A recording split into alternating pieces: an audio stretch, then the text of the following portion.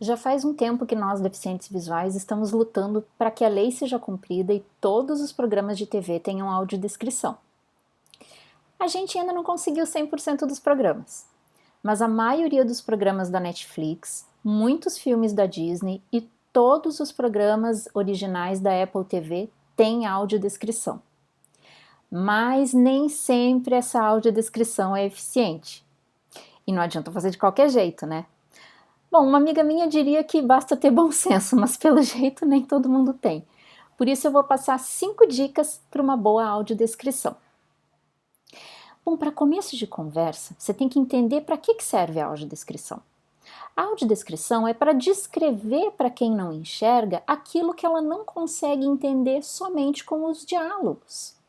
Então, se é possível entender aquela cena através do diálogo, a audiodescrição é desnecessária para aquela cena. Porque se você colocar muita informação, você tem que entender que a pessoa que não enxerga, ela não vai poder ter uma dimensão da cena assim como quem enxerga. Porque quem enxerga tem a audição e a visão, e ela tem uma visão global da tela. A gente não. A nossa entrada de informação é somente o ouvido. Então, se você jogar um monte de informação assim pra gente, sem dar tempo pra gente poder processar, a gente não consegue organizar aquelas ideias na cabeça e entender aquela cena. Então vamos lá? Número 1. Jamais sobreponha fala da personagem. Acredite, parece uma coisa básica, mas a Netflix tem feito muito isso e eu até desligo a audiodescrição, porque, gente, não adianta nada você ficar descrevendo cenário, não sei o quê, se você corta a fala da personagem.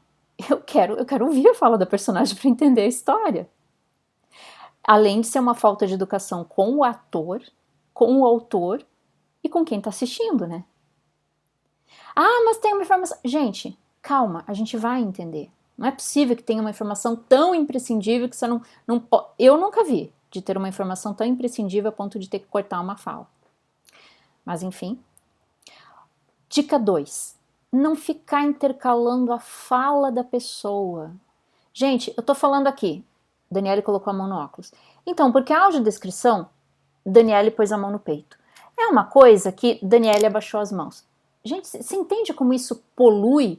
Como você quebra a fala da personagem, a narrativa, quando tá narrando? Então, uma coisa é claro. Se for uma narrativa que ela tá explicando e vai mostrando cenas, e aquelas cenas são importantes, do tipo, ela mostra ela fugindo de casa, alguma coisa assim que realmente seja relevante, tudo bem.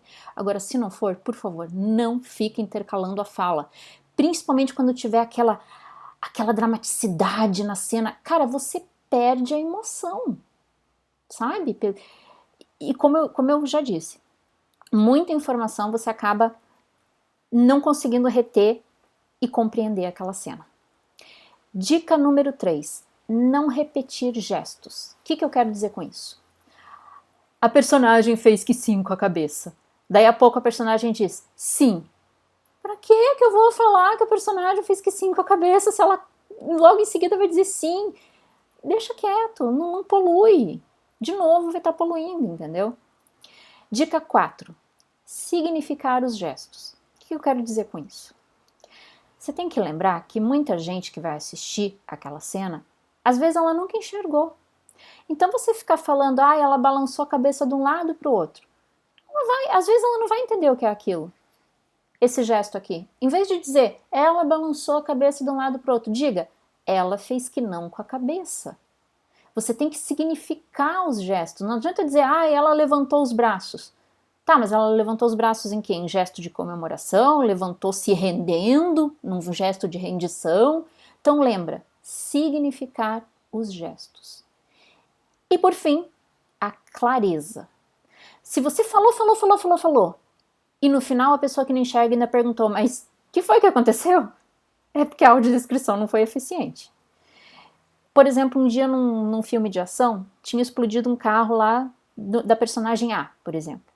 Ele tinha falado anteriormente que em um dos carros estava a personagem A.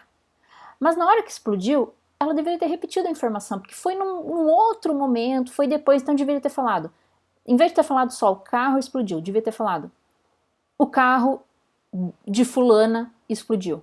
Pra gente ter certeza que a gente que não enxerga, porque quem tá enxergando, entenda, quem tá enxergando tá vendo que a mulher tá lá no carro e que foi o carro dela que explodiu.